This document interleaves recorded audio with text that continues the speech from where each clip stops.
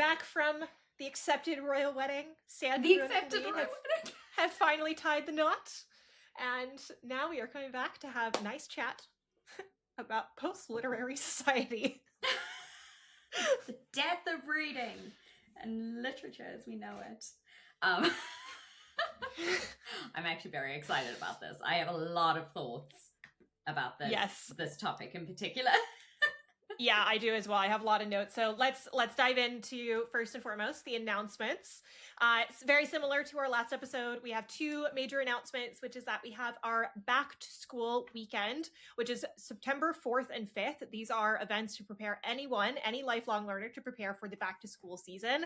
Whether you are going back to a traditional program at the start of the fall semester, or you're actually a lifelong learner, independent researcher that wants a little bit of structure and to think a bit more strategically about how you are going to use the energy of the autumn academia season to get back into your work. And then secondly, we've got Cait's course going up September 14th. Would you like to tell our listeners a little bit about it? Absolutely. I'm so excited for this course. It's essentially a micro master's at Oxford that I did, my master's of literature and art. So it looks at interdisciplinary discourse, and we're taking a whole lot of different sources and we're basically looking at them from an interdisciplinary and critical lens. It is going to be so much fun. I'm so excited. All of the resources, all of the primary sources that we're going to be looking at are available and accessible. And it's 3 weeks, 2 seminars a week. And it's just going to be a really great discussion. I'm also going to be including a whole lot of journal prompts and writing prompts for people every week, which will prompt you to look at the world in a different light. So excellent. If you want more information, it will all be in the description box below. So essentially, at Accepted, you don't ever have to stop being a student. You get the graduate school seminar experience right with Cait in an online Zoom room. And that is it for our announcements this week. All of the information is down below. I will just say that enrollment for Cait's course is limited. We are only taking 12 students and we already have some signups already. So if this is something you're interested in, be sure to check out the link down below and get yourself enrolled ASAP so that we can send you all the material so you can start reading and start preparing for the first seminar. Now, without further ado, we're going to dive into our weekly digest. Cait, what are you reading? I am going to talk a bit more about it in our discussion as well, but I am still on Azar Nafisi's reading Lolita in Tehran. I'm so obsessed with this book. I have underlined, I have dog-eared, I am enamored with this book. The whole premise is it's a memoir based on her time in Iran when the revolution was happening, the Islamic State revolution was happening. And she is a literature professor and she talks about the importance of the humanities and of literature, and particularly in times of these severe crises and revolutions. And there is just so much in there that I think is so prevalent to today, to the topic that we're going to be talking about today in terms of the death of reading. And just in general, I feel like so many people would benefit from reading this book and understanding the benefit that literature, humanities really has on people. So I highly recommend it, but I'll definitely talk more about it in our discussion part. Excellent. What about you? I love that I came up to you at the airport the other day and you immediately were like, Kaelyn, you have to read this book. So it's so good. I need to get myself a copy. But per our discussion last week, giving each other recommendations, I have started reading Anna Karenina by Leo Tolstoy. And it's good, right? Okay, I'm kind of pissed at whoever the hell told me, or like the general ethos around Russian literature of like, oh, it's really slow, it's really boring, it like drags on. I'm like, are you kidding me? This is the most fast-paced, most like just enthralling characterization of all of these people in these scenarios that I have read in a long time. Yeah. And I actually normally, okay, when I get on a flight, I pass out. Like, I feel like somebody has slipped me a Xanax and I'm like ready to knock out. And you're up for the count, yeah. I think this is just like, you know, the accumulation of lack of sleep, and then I get on a plane and then the like white noise takes over and I immediately pass out. That was not the case on the way to Portugal. I could not put this down. I could not stop reading, and I kept turning to my partner and like pointing at different quotes and things. And I at one point on the way back, I had sat down with the book and I had started reading before we were about to take off. And I suddenly realized that I had left my pen in my bag, which I had put in the overhead. And I was like, oh no, this will not do. And I felt really bad. I had to like make the stranger next to me move, because I was like, I have to get my pen. I have to underline this. It must happen now. And it's fascinating. Like there's little things that I was coming up against. And actually, right before we took off, I was having this conversation with my partner because he just finished reading Emma for the second time. And we were talking about literary analysis, because I don't talk much about my partner, but one thing that I will say is that he did actually study American literature when he was an undergrad. And you know, he was a literature major. And we were talking about literary analysis, and I said that basically the only time I ever got to take a really in-depth literature analysis course at uni was in Cambridge when I took the Reading Jane Austen course.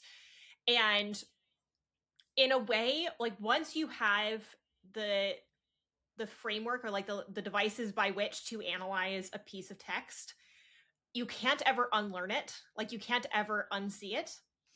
And that in some ways, I don't like that I have some of these tools, because I find them distracting, in the same way that as somebody who produces videos, I am very aware of like camera angles when I'm watching a film, and very aware that I'm watching a film that is being made versus being immersed in a story.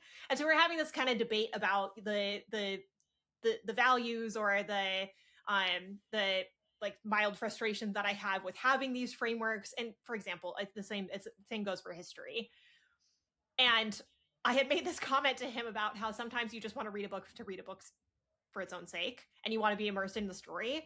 And I just found it really quite ironic that we had just had this conversation, and I was sitting there like, no, what's the significance of the velvet ribbon? I need to underline this. The use of this word enchanting has been used like 5 times in the last 15 pages. What does the word enchanting mean?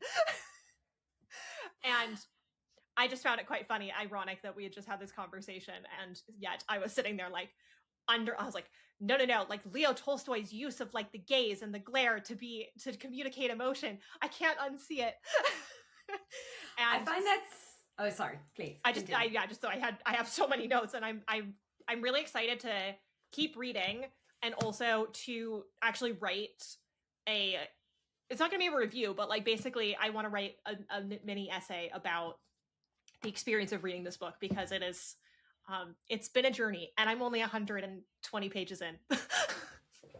I find this so fascinating because I feel like I can't remember which podcast it was. I think it was like the book culture podcast that we did. Yeah.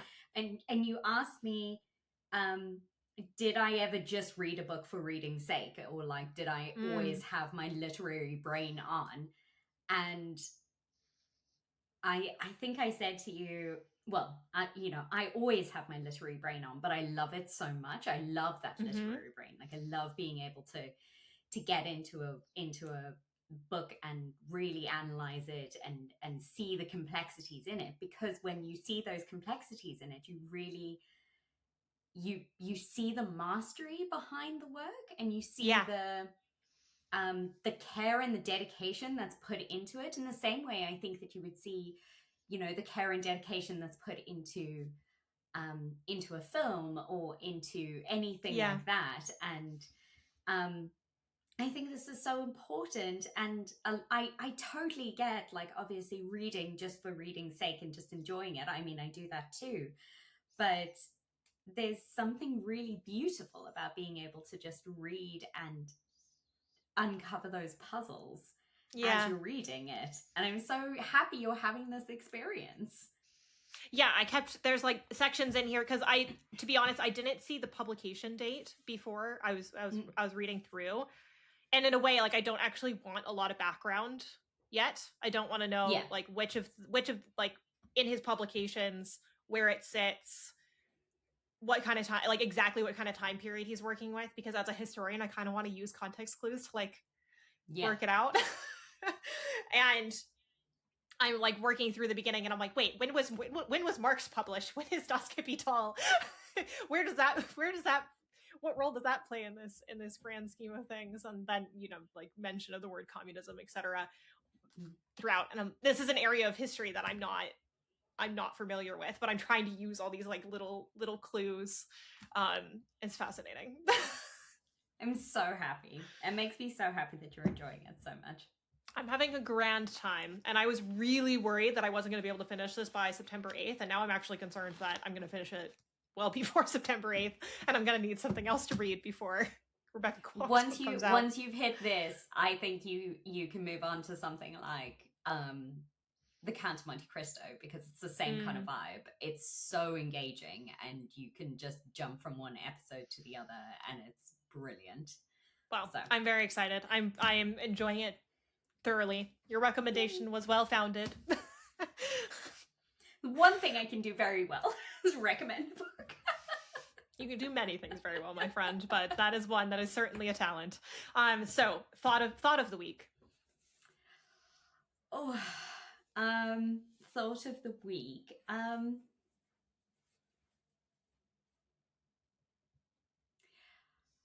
You know, I think it's something you said to me at the wedding. Oh? Yeah. I had a lot of wine. I don't know what I said. It was incredible. But it was something you said to me, at the wedding, where we were talking about, you know, all of there was this big group of accepted people there. Obviously, Sandra and Helene met through accepted, and they met through the symposium and that kind of thing. And the people that were at the wedding, the members that were at the wedding, were just such an amazing group of people. They traveled from all over the place, and they kind of came together, and it was so special. But it was so special because, you know, when I'm just thinking back on it, we're all so different. Like, no one's studying the same things. No one comes from the same kind of background. Like, there's similarities across even regionally, like geographically, all of us were from different countries, had moved around the world. Yeah. Well, this is where it was kind of going for me, was because they had, as part of their centerpieces, they had flags of where everyone had come from, and obviously our table had a huge amount of very varied flags. And I just think there's actually something really beautiful in seeing groups of people come together who find a commonality, like learning, like community, that kind of thing. But they, you know, we don't have the same background. We don't all have the same interests, or we don't all have the same kind of experiences. And, you know, if you kind of like lined us up on paper, you would say, well, these people have nothing in common. And yet it's just, I don't know, it's not a very well formulated thought, because I am feeling very tired today. But it's a lovely feeling to think about.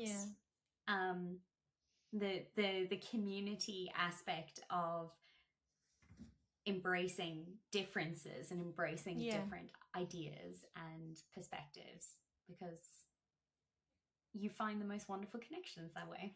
Yeah. I had a similar thought. I was like quite drunk.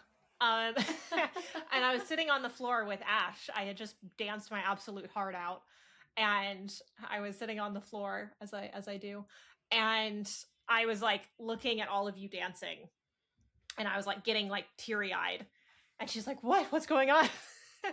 And I was like, God, I'm just so glad that I just randomly decided to start these study sessions. Like, God, I'm so glad that I started a YouTube channel. And I was thinking about it, and I'm like,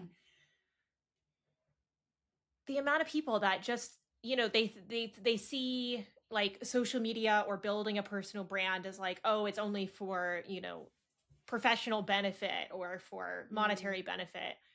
And I was just sitting there and thinking to myself, you know, I started making these YouTube videos and I created these connections with Sandro and Lainey and whatnot at the very beginning. But then you also took the step and started making content, which then, also created a wider net. And also then there's so many instances where I had no idea how people come to find accepted. And I realized when we were at the wedding that I actually didn't know how Helene got started and when. And so I had a conversation with her, and I think she was the one who told me that actually was accepted she found first before she found me or you. And I was like, well, great, because that's what I want.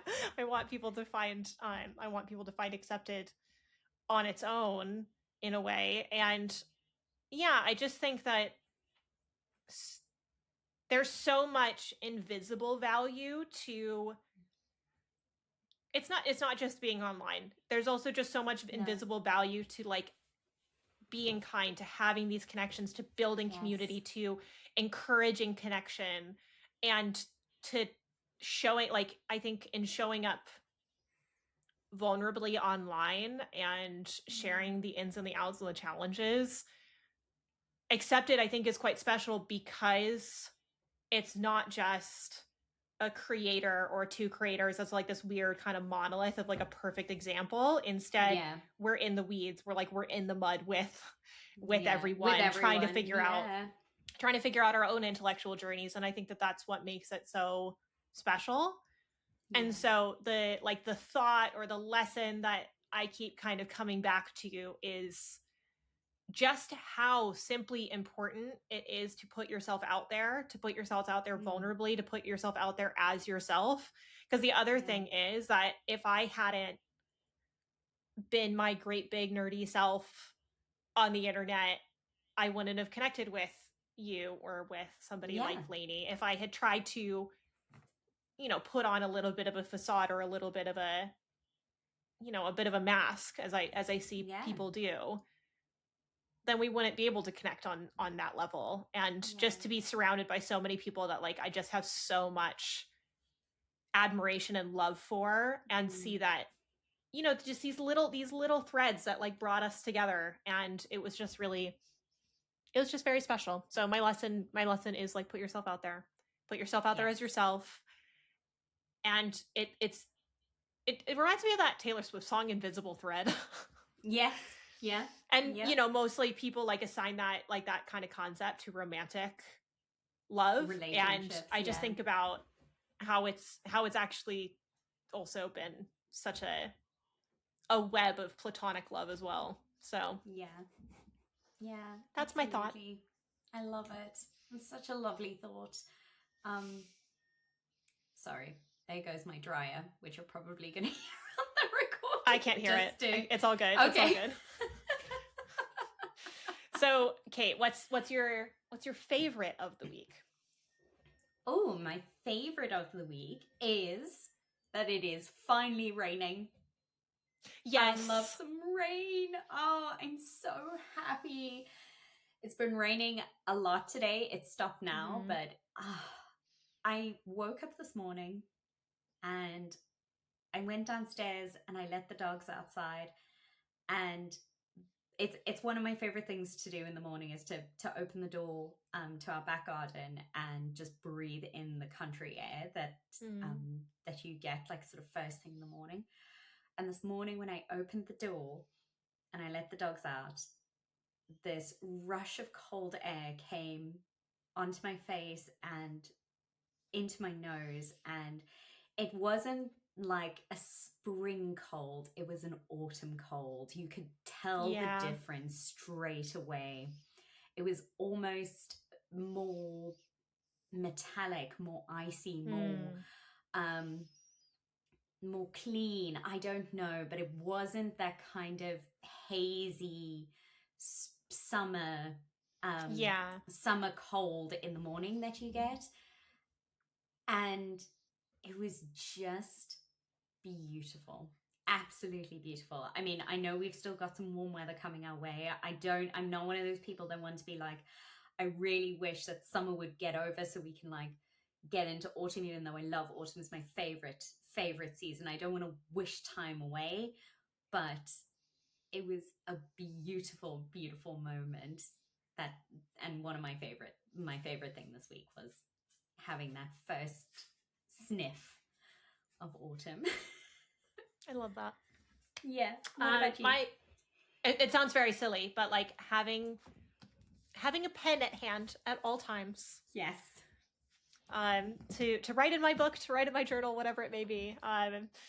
Yeah, I was like walking around the airport and I had like a pen attached to my book, and yeah, I don't know. Just I also have like I have a particularly favorite pen.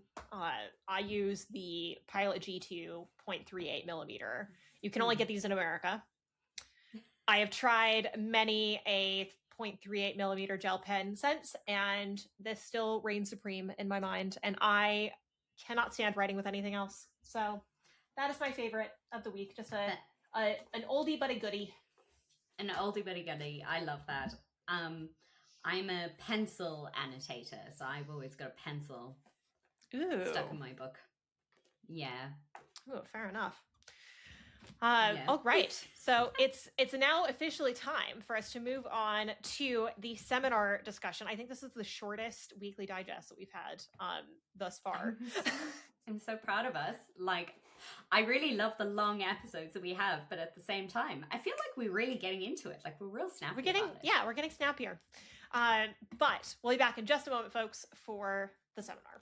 Okay, so I actually texted you about this article because everybody was popping off about it on YouTube, and I wanted to have us discuss it. So basically, the article was titled "The End of Reading" by Rose Horowitch. She's a staff writer at The Atlantic. She primarily focuses on higher education. She studied at Yale, studied history at Yale, actually, is what I found out. Cool. And yeah, she's written some other articles that I think that, I mean, I definitely want to read, and I would highly recommend we check out as well. For example, even college students have stopped hanging out. That was about third spaces and how university students are not like congregating in the same way that they have in the past. How AI killed a 130-year-old Princeton tradition. Wow. Basically anything higher education. This woman has written quite a lot, and this article is exceptional. So first and foremost, before we kind of dive into the discussion, I just want to quickly say that I would encourage everyone to maybe pause this podcast, go give the article a read. You can technically listen to it as well as read it, generally speaking. It may not be as accessible to everybody. I got institutional access for it. So I think you can use a free trial in order to read it through The Atlantic. But regardless, I do encourage you to actually go and read the article for a bit of context as we get into today's discussion.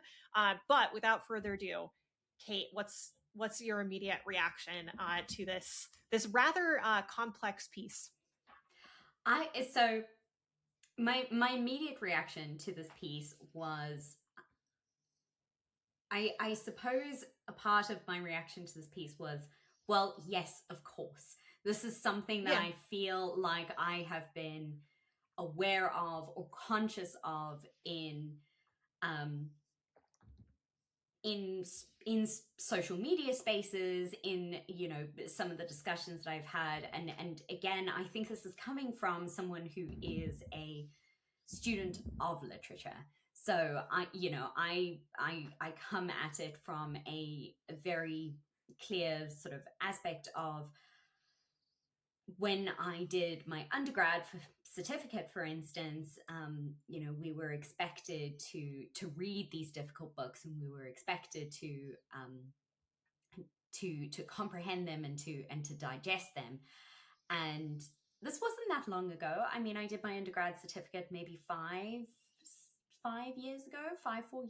So it's not that long ago that when I did that, we were expected to read 20 books for a module and read them Yeah. cover to cover and digest them and understand them. But I've obviously noticed through being on YouTube and being part of the BookTube and the Bookstagram and Book Talk spaces, how this kind of reading is not happening, and it is not valued, and it is not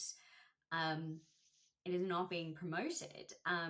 And even more so now, I think the great thing that came up for me for this article was just, thank goodness that this is finally getting traction. I feel like I've been blue in the face with it for so long. Because there's only so much that you can say. And I think probably the best thing is that this has come from someone who is not a literary critic, who actually is looking at it from a historical perspective, who is a historian and who is writing at it from that level. Because so often I've gotten, oh, well, you're a literature student, so of course you want to read the classics and you want to read the difficult books. Without being able to say, quite frankly, well, you should do it too, you know, without, and it just kind of goes back to, you know, where did those predisposed ideas of Russian literature come from for you, right? Like that it was so dense and difficult. But actually, when you engage with it and you start to go through it, you really, I can't even really describe it, but it's, I suppose that was my first impression, is that I was just so excited that someone was talking about this, that someone was talking about it from a historical perspective, that someone was bringing in the evidence to support it. Yeah. And support the argument that I'd felt in my heart for so long, but could not articulate in the same way. Yeah. Yeah. The thing that stood out to me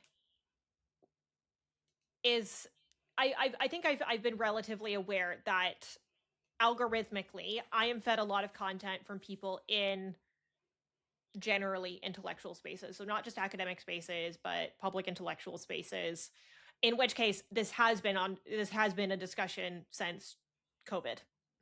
You know, it's been a rising concern since then, and has been, you know, discussed in relation to declines in the humanities enrollment and things of that nature. The thing that I was aware of, but it brought, I guess, more urgent awareness to, is that she was pointing to that yes, there is a rise in, you know, print book purchasing and, you know, quote unquote, like literary culture in this very tiny segment of society.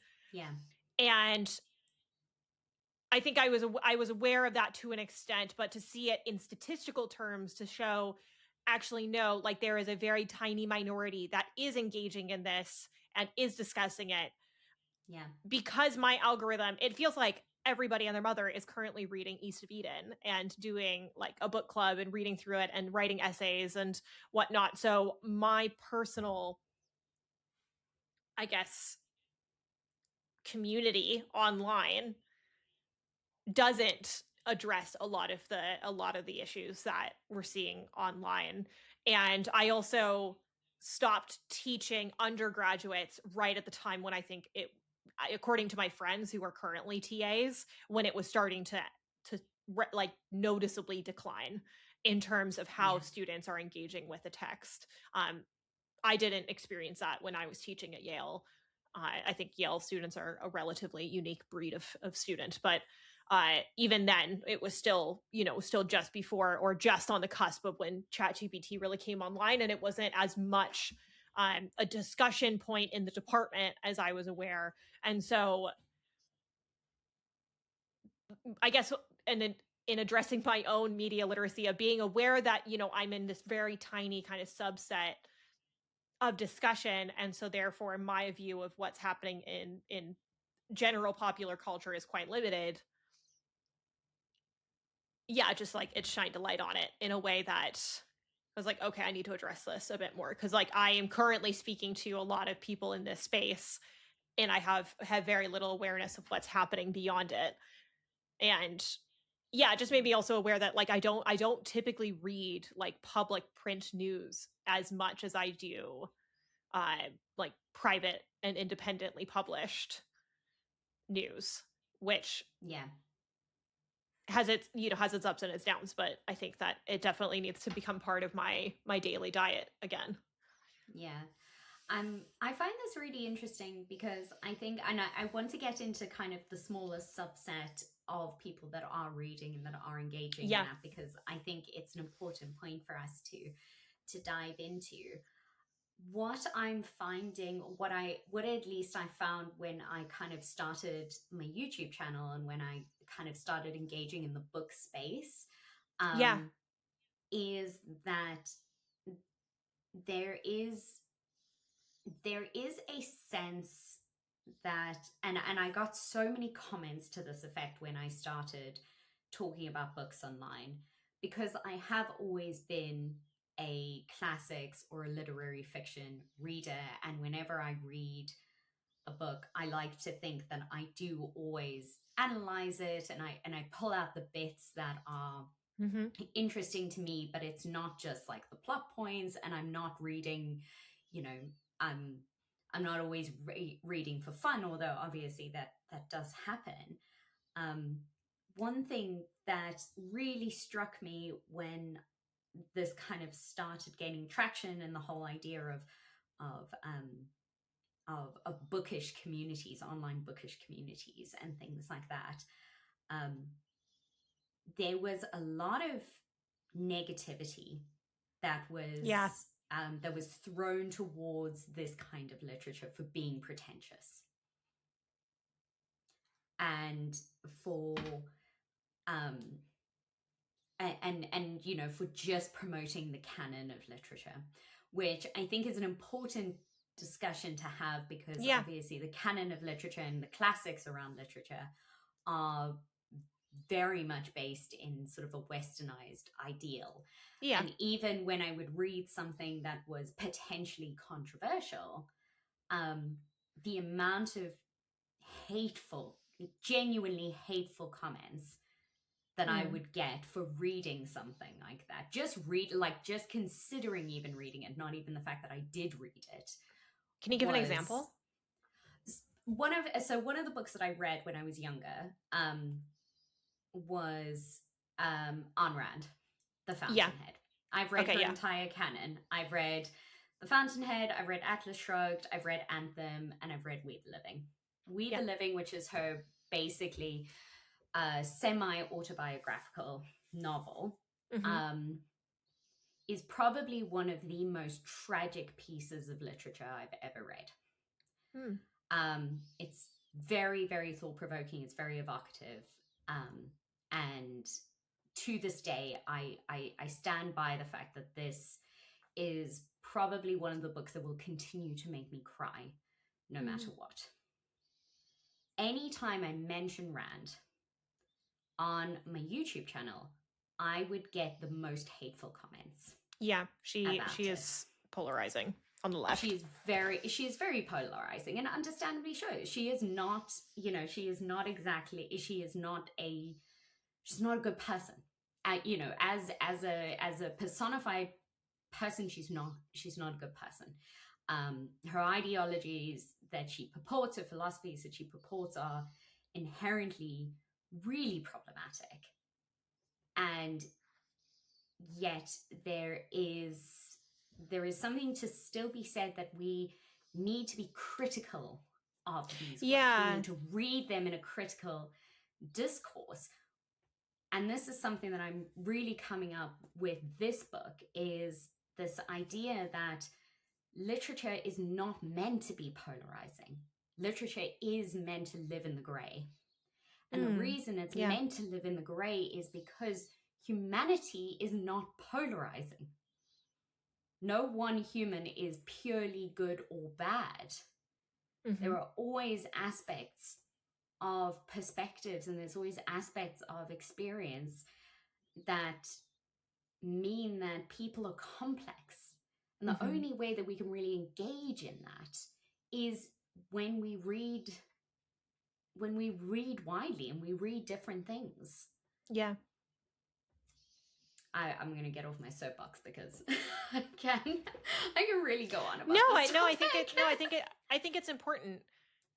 The slight challenge that I'll push on is that I think a lot of, at least the criticism that you're stating, are from a political ideology that sees a conception of liberalism where there is good and bad, that we place certain authors in the camp of do not touch. And I think it's just as, in a way, just as dangerous as saying in another political ideology that the same can be true, that, you know, the authors that one political ideological group reveres is another one that they ban. Same goes on both ends of the spectrum. Yeah. My curiosity is if you were also getting commentary from those that Horowitch would describe as post-literate, because what I'm experiencing in hearing you discuss the commentary that you're receiving, I would say it's from a rather, I would say, more of an informed group in terms of literature generally speaking, not necessarily in classic literature or in you know, a breadth of literature, but they are reading, is my assumption, because they are going and engaging in this discourse in the booktube space. So I'm curious if you're also getting commentary from those that would be deemed post-literate. Yeah, and absolutely, because I think firstly, I think my content obviously reached a particular audience because I'm looking at particular books. Now, if I had to post, for example, if I was reading or posting about Sarah J. Maas, I would reach a different kind of audience. Yeah. But I remember that I once did a reel that I was very, very proud of, which was essentially the speech that Miranda Priestley gives, the Cerulean speech. In Devil Wears Prada. And I did this reel overlaid with the history of imagery in books. And I was looking particularly at dragons, right? And I referred back to, in the reel, I referred back to, you know, the early onset of dragons and myths, and then how it came through in sort of medieval and Renaissance reading, so much so that it was like sort of seen as historical, and then it really became symbolic, and we go through, you know, Tolkien and Lord of the Rings and all that kind of thing, and eventually we get to, you know, I can't remember what the word was that Miranda Priestley used, but it was essentially like what the sale, a pile of stuff. A pile of stuff, exactly, that translated into, you know, that translates into sort of the dragon lore literature that we have. Yeah, the romantasy books. The romantasy books and things like that. And I got such pushback on that. I got so much pushback on the post-lit group of people because it was seen as pretentious. I was seen as a pretentious person. I was seen as looking down on these readers, which I wasn't doing, and saying, you know, that reading the classics was a pretentious thing to do, which is never been never been the stance that I've taken. You know that I've read. I tried to read ACOTAR. I just, it's not my vibe. I couldn't do it. I read Fourth Wing. I did read it. It's not that I didn't try that kind of literature. Okay, okay. Pause a second. What's wrong with pretension? What is pretension? I mean, I don't really know why there is a sense of it being wrong. See, I don't see it as pretentious. I see my reading. I'm not a pretentious person. I didn't grow up in a privileged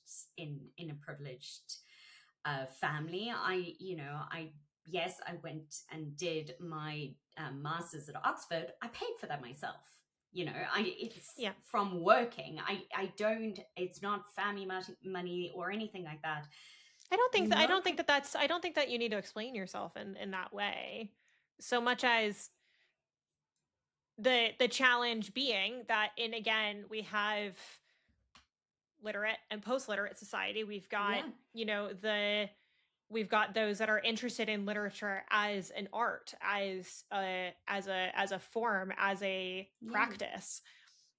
And then we also see literature as entertainment. I think to my understanding, at least this isn't what the author was going at, but this is kind of where I think our discussion has gone. It's acknowledging, in the same way that we have a conversation in Accepted about when you get like negative feedback, is recognizing, you know, is it kind, like, is it intended with kindness, and secondly, is it constructive, is it helpful?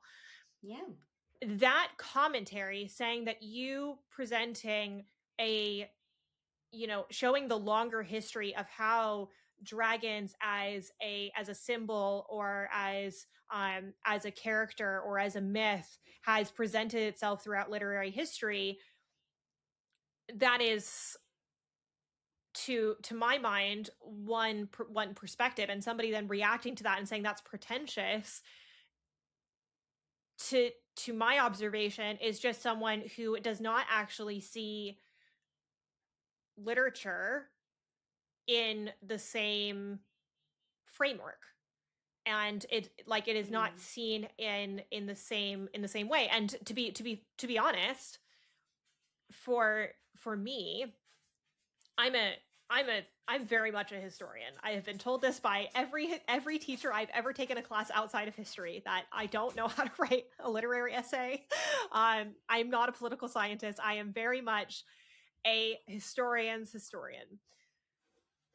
And to a significant degree, my return to reading for pleasure was for entertainment. And it has since evolved as I've kind of gotten further and further into my own journey, my own intellectual journey, and being, you know, introduced to literature. But I also grew up with a little bit more of that kind of background. I had a mom who loved reading Austen, who loved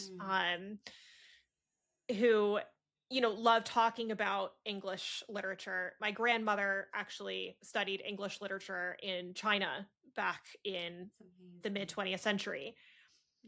That being said, I think it was such an interesting case study, because actually, in finishing high school, I thought, school is not for me. This way of thinking is not for me. I'm going to go ride horses. I'm going to go build a career elsewhere. That's not going to require me to think in these ways or to perform in these ways, because I'm not good at it. And over time, I have found my way into these discussions and into a desire to engage in the discourse. And so what I'm seeing and observing in your discussion of your comments is somebody who is in the early stage of seeing literature solely as entertainment. And to my mind, maybe this is too optimistic for you or too optimistic for a listener, but I think that you can draw somebody from that if they want to. They have to be obviously open-minded to some extent.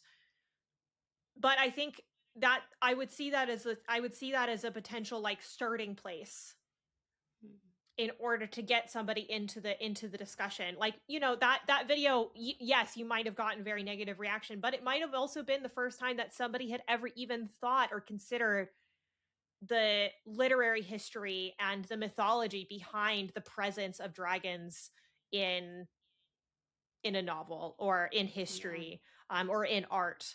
It might have been the first time that they've ever considered it, and they may not have left a comment. Yeah, and I would hope that that's what it is, right? That's always ever been what my content has been about, is to highlight these kind of books or sources or ideas that people may have not thought about. Yeah. And maybe it prompts them to go and explore it more. And I'm sure it has done for many, many people.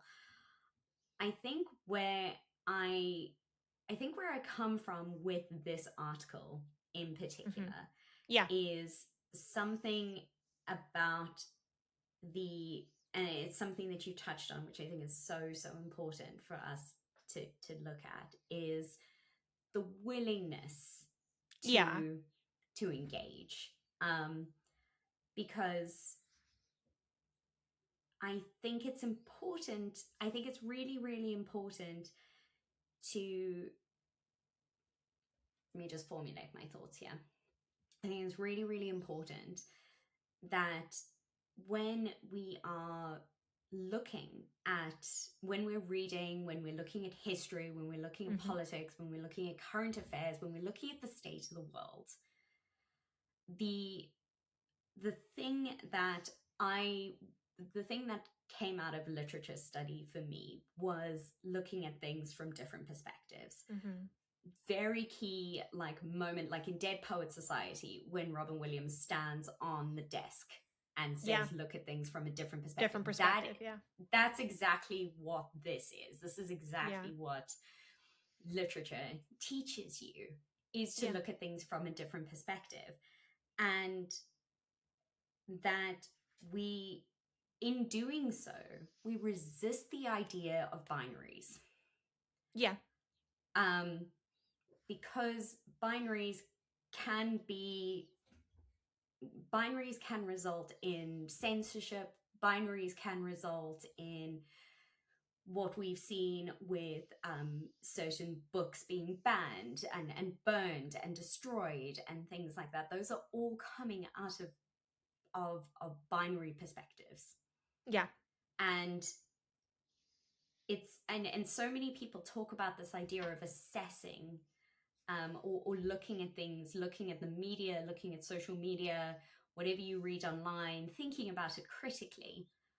And that's really important. I don't want to diminish that. I think what reading does is it also allows us to reflect on ourselves critically. And to look at our own perspectives and look at what is informing our thoughts, what is informing our experiences. Why do we feel the way that we feel about particular circumstances? Or why are we getting riled about something? Why do we feel sad about something else? Why do we relate to a particular character? I'm not saying you have to do this with every piece of literature. I think reading for reading's sake and reading for entertainment's sake is just as important. But I do think what literature teaches us is to look more closely. Yeah. And in that, Yeah, I feel that reading for entertainment is very similar to the way that I would argue somebody interacts with like a period drama. Or historical fiction. It's I would argue that it's a starting place. Like it's a place where somebody can slowly find their footing, and if they choose to enter kind of like stage 2, level 2, whatever you want to say, like that next kind of layer, that they can do so. And I'm going to take us in a slightly different direction. Yeah. Because the point that I found really quite poignant throughout the article, that she didn't hammer home very much. I don't think that was her intent, but it's the one thing that stood out to me was her example of the Library of Alexandria, the collapse of the library. It's the disappearance of the library, and the kind of new consensus among historians that it was due to neglect. I'm going to take us on a little bit of a tangent, like a tiny rabbit hole, and I promise we will come back out. I love a rabbit hole here. We do love a rabbit hole. So in the early days when AI discourse was kind of made popular, I was fed a lot of content, and I read a lot, which essentially made the argument that this is just the next kind of step in technological advancement for humankind. That it's the same as the printing press. It's the same as it's the same as industrialization. It's just that kind of next step in this linear progression of humankind towards God knows what. Yeah. And what I found fascinating was that there was a professor in particular who she quoted. I'm trying to find the exact. I can't find it.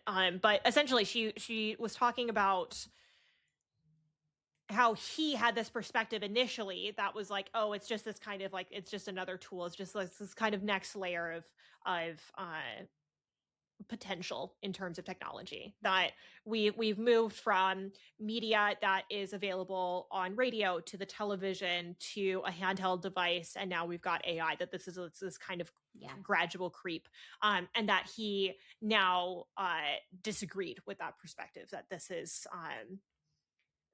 an eradication of an ability. And on that point, so one, I want to discuss the argument that this is like some kind of gradual move in human innovation. Secondly, the concept of neglect. So the one example that I'm going to pull out is that there was an article that broke, I think about a week or two ago, about how AI companies, more specifically, I believe it was Anthropic, were taking bindings off of historic manuscripts and scanning them at mass and then destroying them. Yeah. And the community that you and I are a part of were obviously outraged. Yeah. And there was this point that was made near the end of the article where she made a mention of, well, we're all going to have access to this material. It's digitized, Internet Archive, Google Scholar. I'm like, no, we aren't. Like, if this material is put into private hands as it's being scanned, who is to say that they will not decide to put a paywall on it? Who is to say that that's no longer going to be made accessible? Guys, like, has anybody heard of China, Russia, North Korea, anything, any example whereby like the material is then made the material of the state and can then be, be taken away from the access of the public? And so anyway, sorry, that part of the article like got me like quite riled up, because the first point, remembering the first point. Hold on. I will use my cognitive skills. I will find out what I just said. I love that so much. Okay, with regard to the gradual creep in like innovation for humankind, and then the second, my personal concern over not just people are declining in their literacy, but also that this material that contributes to our knowledge of humankind may be made increasingly inaccessible. And sorry to put a little bit of a doomsday just like hat on the conversation, but I think we'll go there and then we're going to come back to optimism. I'm so glad you brought this up, because I was listening to I started listening to Joan Didion's Slouching Towards Bethlehem this morning, and it's the title Slouching Towards Bethlehem comes from a very famous poem by W.B. Yeats called The Second Coming. And before the narrator's dying Keaton, so it's amazing, but before the narrator goes into starting to narrate the audiobook, she reads out The Second Coming, and it actually stopped me in my tracks because of the implications that it talks about. And I pulled it up here in preparation for this podcast because I'm so glad we got to this space. Read it out, Cait. Give it to me. Can I read the whole? I can read the whole poem. So it's not very long. The Second Coming by William Butler Yeats. Turning and turning in the widening gyre, the falcon cannot hear the falconer. Things fall apart, the centre cannot hold. Mere anarchy is loosed upon the world. The blood-timmed tide is loosed, and everywhere the ceremony of innocence is drowned. The best lack all conviction, while the worst are full of passionate intensity. Surely some revelation is at hand. Surely the second coming is at hand. The second coming. Hardly are those words out when a vast image of spiritus mundi troubles my sight, somewhere in the sands of the desert. A shape with a lion body and the head of a man, a gaze blank and pitiless as the sun, is moving its slow thighs, while all about it reel shadows of indignant desert birds. The darkness drops again, but now I know that 20 centuries of stony sleep were vexed to nightmare by a rocking cradle. And what rough beast, its hour come round at last, slouches towards Bethlehem to be born.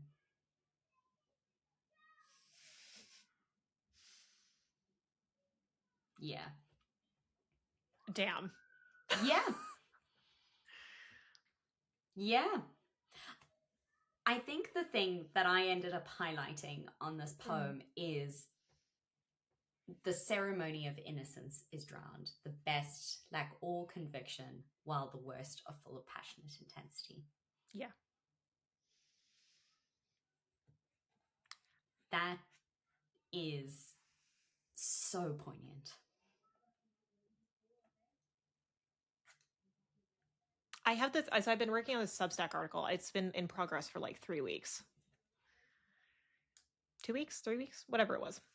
And I gave this talk at the symposium about the digital age of scholarship and how, you know, it was an attempt at a call to action to say, you know, we're watching essentially the decline of the accessibility of our profession, you know, as humanities scholars in particular, but scholars generally, and that we shouldn't be kind of sitting scared and idle and silent while it's happening.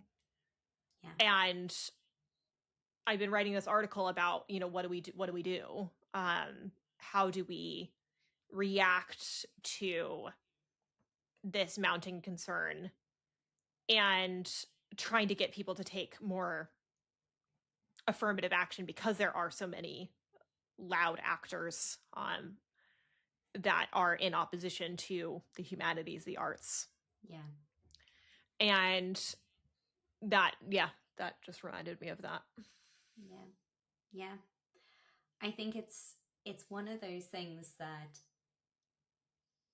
we, you know, Yeats is writing this poem in a time of tumult. He's writing this poem at the dawn of modernism. You know, it's off the back of. So is this late 19th century? This is early 20th century. Early 20th century. Early 20th century. And, you know, facing world wars, facing a time in which society and its core tenements are being tested and pulled and reframed and restructured. And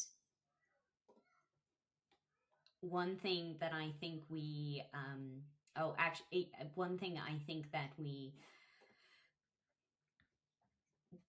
should look to, and something I mentioned in the symposium as well, is, you know, we have to look at history. We have to look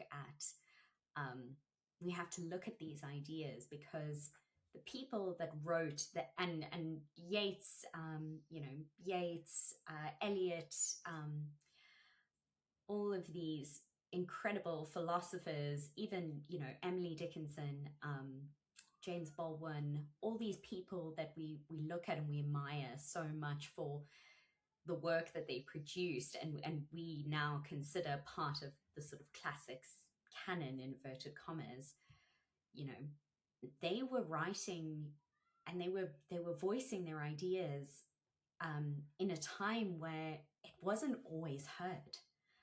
You know, they were kind of buried under the mass of or the things that they said were not popular, were not well received. Were not well received. Or, you know, they were just buried. They were buried under the mass of cultural implications, of politics, of all these kind of things. And yet, you know, they've gone through, for Yeats to write this poem, to bring those ideas of the second coming, he draws inspiration. There's, you know, you can analyze this poem and take the historical context and the pieces that he draws in from history. Chinua Achebe uses Things Fall Apart, part of this poem, as the title for his key book, Things Fall Apart. It's exactly the same. These writers, these thinkers, these philosophers have experienced this. And yes, not the exact same thing, because they aren't faced with, you know, AI as this looming thing, or kind of the technocratic life as a part of their day to day. But they have experienced similar disruption. Yeah. And unless we're engaging with the humanities, we're not going to see that. Yeah. Walt Whitman has a similar poem, again from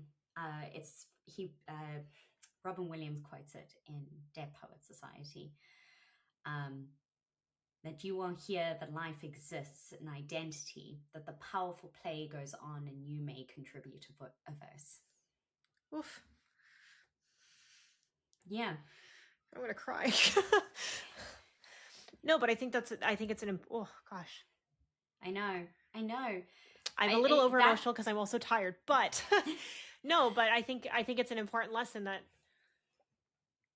those of us that really genuinely love and care about the arts, the humanities, books, history, art, all of it, have, in my opinion, like a moral human responsibility to preserve, to promote, to protect, and that we shouldn't, you know, you shouldn't look to this to have this necessary effect immediately in the next 10 years. No. You know, even in the next 30, it might, you know, be many generations coming. And that's why that particular poem, I mean, besides the context of how it's used in the film. Yeah. Why that poem hits home so much. Yeah. And no, it's so powerful. And, you know, I feel really passionate about this, and this is why I left a corporate job to do humanities. These are the reasons. This is the key focus of it. So many people were vehemently against my decision for leaving Google to study the humanities. And the reason I did it is because of this, is because we are, I mean, even the first line of the poem, I only read out the end of the Walt Whitman poem, but the first line of the poem says, "Oh me, oh life, of the questions of these recurring, of the endless trains of the faithless, of cities filled with the foolish." I mean, this is stuff that we have been, this is what history, this is what humanity, this is what feeling comes in, and we don't get exposed to it. Why? Because we are, you know, there is an objection. I don't know. I can't think of anything about Whitman at this point in time. But, you know, there's you know, people will have their issues with the writers, with books, and I get that. It's absolutely important for us to consider that context. That's what reading critically is all about. Yeah. And we need to do that. But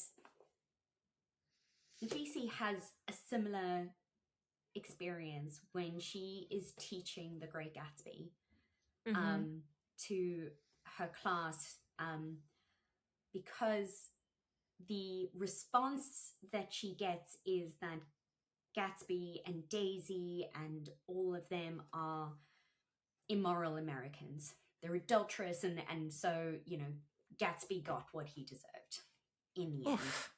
Yeah. Jesus. But that is, you know, that is what her students were saying. And what she ends up doing, which I think is so brilliant, is she actually puts the book on trial in her classroom. That's brilliant. She represents the book. She doesn't represent the author. She represents the book. Okay. And she has a prosecutor, a defense, and a judge in her seminar, and they have to make arguments for why they should or shouldn't study this book. Oh, that's so brilliant. That's such a great pedagogical device. It's brilliant. It's absolutely brilliant. And she's just incredible. And if I may, I might just read one thing that she says in here, where she says, "A novel is not an allegory. I said as the period was about to come to an end. It is a central experience of another world. If you don't enter that world, hold your breath with the characters and become involved in their destiny, you won't be able to empathize. And empathy is at the heart of the novel. This is how you read a novel. You inhale the experience. So start breathing." Oh. This is it. This is the core of it. And you don't have to be reading The Great Gatsby, or you don't have to read Austen. You don't have to read Rand. You know what I mean? But just read. And start somewhere, because that's where all the great thinkers started. Yeah. Oh God, I feel emotional. When I was a rider, so I was riding horses professionally. I was working obscene hours in order to get to competitions and such. And at that point, like one of the arguments that the author highlights, that Horowitch highlights, is when the students, I think this was at Harvard, basically said, you know, what's the point of reading the text when I can receive a summary, when I can, you know, get the synopsis, get the points across, and spark notes and such.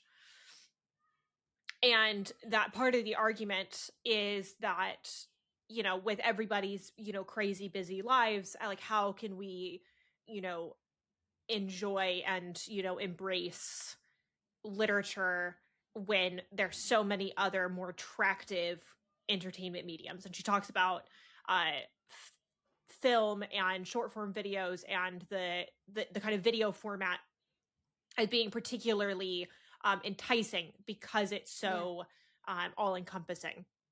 Yeah. And that in reading, that we have to use more of our imagination. We have to sit and process. And back when I was riding full time, I had one day off per week. I would sleep for most of that day. Yeah. Because I'd be so exhausted. And I remember there was a point when I was like kind of sick of watching the same shows, and I'd come home and I religiously used to watch the show Scandal. But I remember I was like, I can't find anything to watch. I'm kind of bored. And I decided, I was like looking at my shelf of books, and I'd always been, you know, a generally a lover of books, but hadn't really had the time or commitment to pick up a novel. Most of what I was reading was for community college. And so this one day I was like, oh, I'm just kind of bored of watching TV. I'm kind of like, I don't really want to do my schoolwork. And I picked up Anne of Green Gables. Yeah. And I read, I think, the first 3 books and just devoured it. And I was like writing all these annotations, and I had all these beautiful quotes. I'm so upset because I gave that copy of that book to a friend, and she has all of my annotations, and I'm not gonna think about it. I never got it back. But I just remember the experience of returning to this book that I loved as a child, and I now reading as I was a very young adult. I think I was 20 at the time, maybe 19, 20, and experiencing it as an adult. And also the second book where she goes off to university I was in community college, and I was trying to transfer and whatnot, and just like connecting with this book in a totally new way. And that was kind of my reintroduction to reading novels again. And all of this is to say that I understand and I empathize with the perspective of, I just need it done quickly. I just need to get to step A, B, and C. There's so many demands on the modern young adult to be just continuously accessible, to be continuously aware, and there's so much fatigue in just to everyone. Like it is exhausting how much we are set to consume in a day. And she points this out in the article as well, that, you know, it's not that we're reading less in terms of words, that we are just like constantly consuming short form text, whether it's a caption, whether it's you know, a tweet or a text message or an email, that we don't have. It's kind of like that extra layer of cognitive commitment to embrace and to engage in a book, and that kind of first step feels so tiresome. But the one thing that I found in getting back into reading literature, and especially at this stage, like I'm in the final stages of my PhD, I think I'm about as cognitively exhausted as somebody can be for using my brain intensely to work on writing. But getting into a novel and being able to kind of like change perspective, it's kind of like it's kind of like if you've been at home for a really long time and you haven't like stepped outside, and you suddenly are like, you know what, fine, I'm just gonna go for a walk, I'm gonna go to the coffee shop. And it's stepping into an entirely different context in a way that it's the only thing I've actually found in terms of entertainment, in terms of time spend, that always feels like it gives something back to me.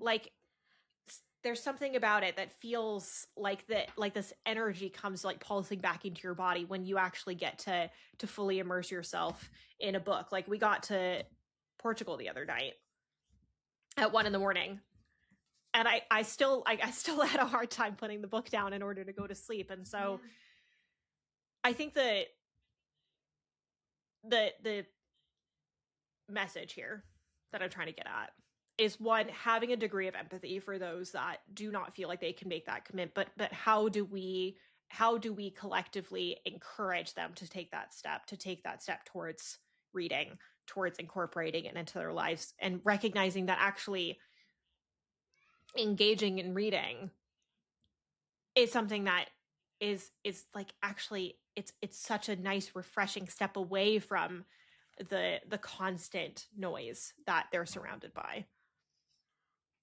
I want to maybe, if I may, get a little bit personal and deep for a moment, because I don't talk about this very often, but reading saved me. Yeah. When I didn't grow up reading. I didn't Yeah. read children's books. I wasn't read to at night. I grew up in a very violent household, Yeah. and in a household that was built for survival Mm-hmm. and was not built for intellectual engagement or curiosity or anything like that. It was built for survival. And the first time that I actually read a book cover to cover, I was 11 years old. Mm-hmm. I never read before then. I only read for school. I was not a good student. I was almost held back in school. I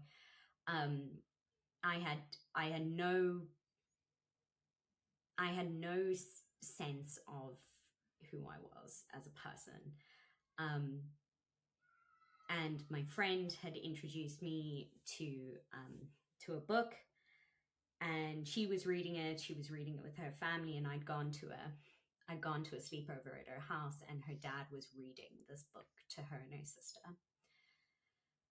And that is the first time I actually felt engaged in a story. I actually allowed myself to breathe in the story, because it was a form of escapism. It was a place where I could feel safe. And from then on, reading was an escapism for me. As a child, that's what it was. It was a way for me to leave the brutal reality in which I found myself and be a different person. Be in a different world. And I read fantasy novels. I did not read classics. I did not read any of the hard books. I read fantasy novels, and I read all the things that I should have read as a child. And I didn't read classics. I didn't read anything like that. I read my first classic, which was Pride and Prejudice, when I was 17. Mm-hmm. That was the first time I read a classic, proper classic. And so for those people that are out there that are listening, that feel this sense of forbearing in spending time reading, or want to try and do it, or just want to try and take that step into reading and maybe feel like it's a bit too overwhelming, I want to give you permission, if permission is what you need, to put yourself first and to do something that means that you're protecting yourself and you're finding yourself in a safe space, because it saved me, and I wouldn't be here if it wasn't for reading. I think there's something to be said about like the kind of intellectual journey. And it's not saying that you need to go from like A to Z. I also don't think it's also not a linear journey. When I was in community college, I remember somebody told me that philosophers do better on the LSAT. That's philosophy students do better on the LSAT to get into law school. That philosophers have better logical reasoning. And so I decided that I was going to try to minor in philosophy. And so I picked up Aristotle. I think it was Republic.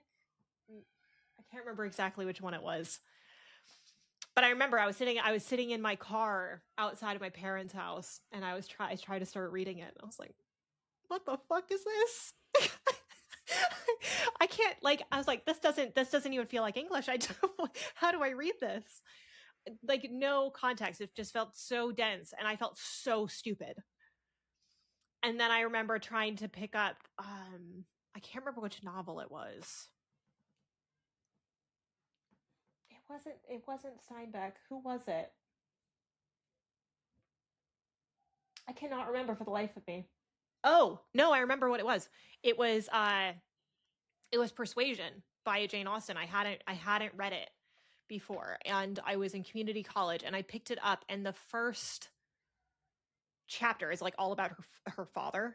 And I was like, I thought this was a love story. Like, what? I don't understand. Why am I learning all this random hubbub about her dad? And I put it down because I was like, I can't. I don't understand. I'm not enjoying it. So I'm going to go pick up something that's easy. And I think back to that, and I feel like so much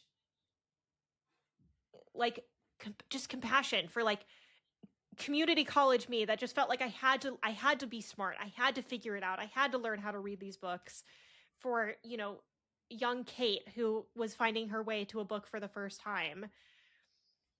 And for, you know, the person listening who's, you know, you could be in your 50s, 60s, 70s and say, you know, I don't know what to read next. I don't really enjoy reading novels. I don't make the time for it. And the starting place can be anywhere. And it could be a children's novel. It could be a mystery. It could be a fantasy. It could be anything.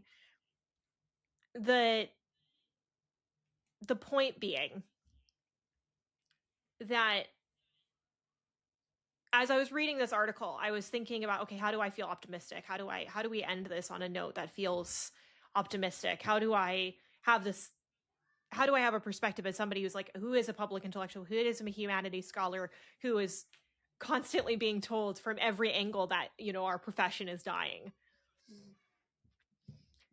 And I came up with two things. The first is what we just discussed, which is that your kind of intellectual journey can start anytime, anywhere. Yeah. It can start with, you know, taking a bit more time and reading a Substack article. It can be picking up a novel that looks interesting and asking why it's interesting to you. And it can also be at any point in your life.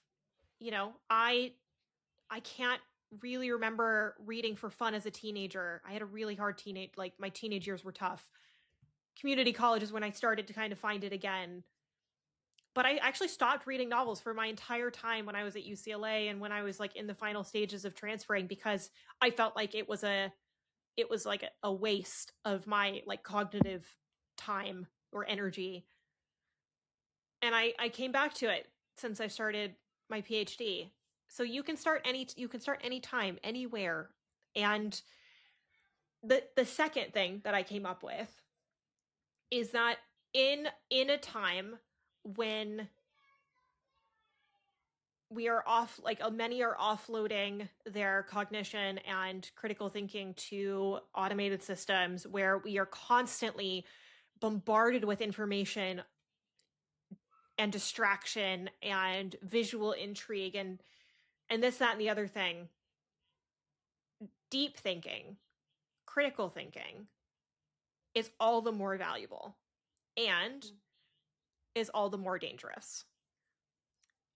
That you, as somebody who has the ability to question someone's motives, who has the ability to question why somebody worded something some way, to, you know, think a bit deeper about a subject matter and be able to discuss it with your friends, you have an increasingly rarefied skill set, and it is deserving of protection. And I don't give a shit if somebody calls you pretentious. Promote the hell out of it. Show everybody that you are reading a book, and that annotation is worth your time, and that even a book as thick as Anna Karenina can be as thrilling as a crime novel. So that is my final thought on the seminar. But Cait, what are your final kind of takeaways here? So +1 to everything I think you concluded on. I think the one thing I'll just add to that is that the basis of humanities, the basis of human experience is in humanities and in humans, in studying human experiences, which is what the humanities is based on. I mean, that's literally the etymology of the word itself. And in a world where so much of our humanity and parts of our humanity are being taken up by these automated systems, by developing technologies, every single person should try and preserve their humanity. And preserving their humanity does not take long. It can take 5 to 10 minutes a day. This reminds me of your article on Monday. We'll link it down below. It doesn't take a long amount of time, but humanities will be saved by those of us that want to save it, that want to pick up that mantle and preserve humanity. Well, I think that is a wonderful place to conclude our seminar.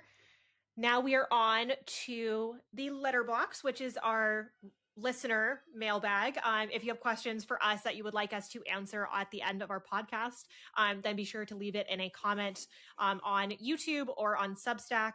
And I will start, Cait, with a question for you.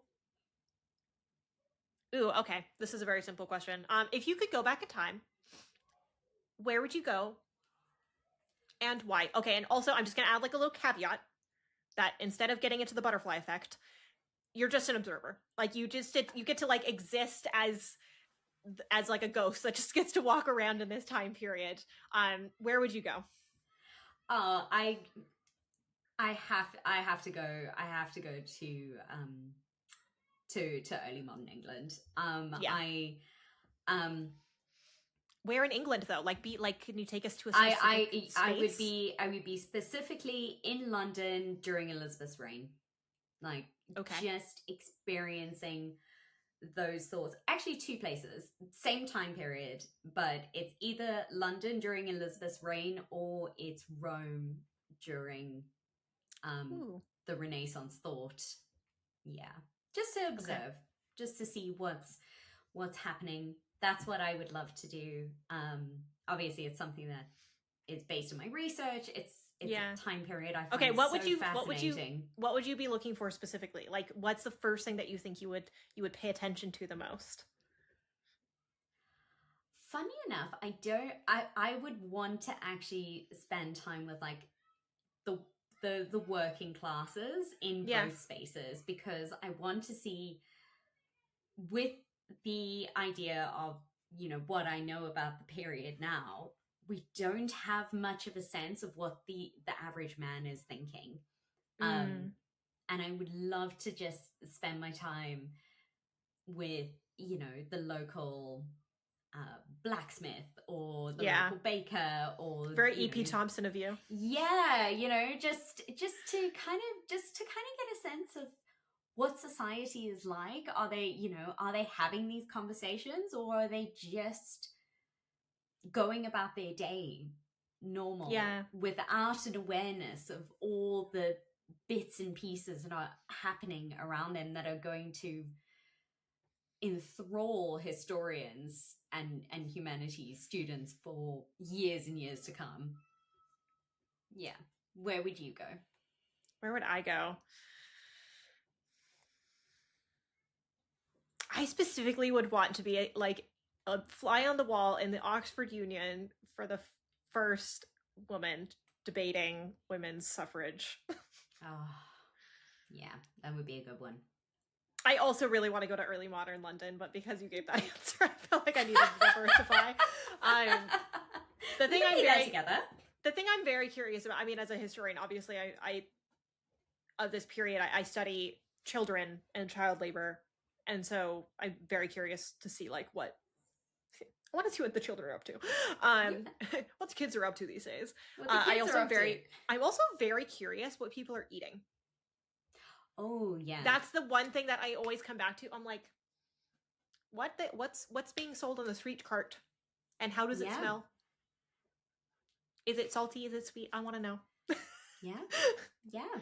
Because also, okay, just like a random like little side note, that sugar production.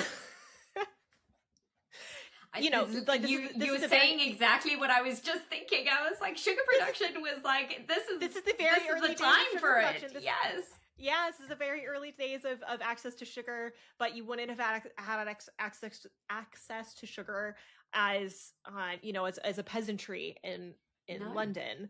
And so because so much of our food in today's time is so heavily salted and flavored. I'm just very curious how the food would taste. That's my thought of the moment. I really love that, and actually makes me think that I would another fly on the wall moment, or at least like being able to taste the food, is like at a medieval banquet, but not not like a lord's banquet. I want to go to like the inn. Yeah. You know, like the local inn, and I've always been curious because, you know, we get it on TV where it's like these magnificent banquets of like plentiful food and like fruit and this and that and the other, and I'm just like, I don't know if it's like that though. No. Also, this is like another random side note before we close off, but I would also want to go to like early 60s American diner. Anywhere, basically anywhere in America, because I read 11/22/63, and they were talking about how food at the time there weren't preservatives and things of that nature. It was prior to like mass production of food supply, and he has this description of root beer in that book that I can't stop thinking about. And I'm like, I want a 1960s root beer. I want to know what that tastes like. I love that. So see, that's cool. That would be fun. That would be really just fun. random thoughts of two history girlies. Well, on that note, it is time to go ahead and wrap up today's discussion. Final notes, please be sure to check out the back to school weekend that we're hosting on September 4th and 5th. Be sure to also check out Cait's course. Enrollment is open until September 13th. However, it is first come, first serve, and there are only 12 slots available. So be sure to check it out and get enrolled ASAP so you can start reading. And finally, friends, we've got a lot of people listening to this podcast who are not subscribed to the channel. And I'm looking at you. And I'm pointing it out. So if you like this podcast, if you enjoy listening to a bunch of humanities girlies ranting for over an hour once a week, then please subscribe to the Accepted Society Substack, YouTube, or Spotify, wherever you're listening to this podcast. So that way you are informed when we post next, and also so that way more people can find us. So thank you all so much for being here. Thank you, Cait, for a lovely discussion as per usual. And we'll see you all next Wednesday. Bye, friends.